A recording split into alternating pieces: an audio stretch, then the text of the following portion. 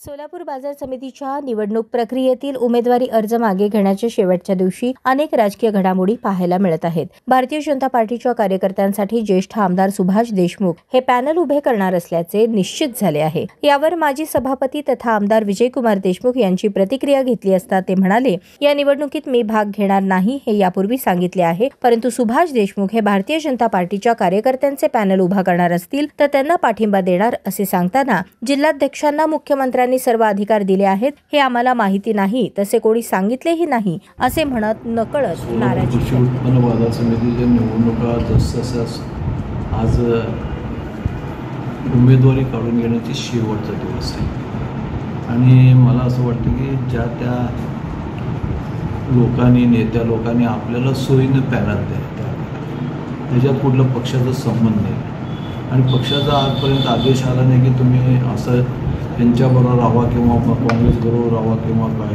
कुणाबरोबर मला तर माहीत नाही, आम्हाला तर कुठला आदेश आला नाही आणि मी या निवडणुकीमध्ये लक्ष माझं कमी आहे, भाग घेणार नाही या अगोदरही मी सांगितलं।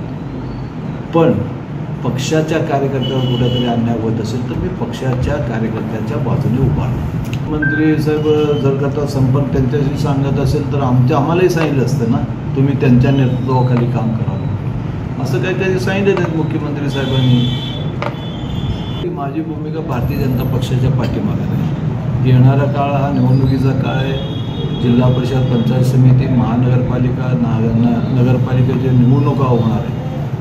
त्या दृष्टिकोनातून बघितलं तर मी भारतीय जनता पक्षाच्या उमेदवाराच्या बरोबरच राहतो। उपाध्यक्ष जर का भारतीय जनता पक्षाचं पॅनल करत असेल तर त्यांच्याबरोबर राहील।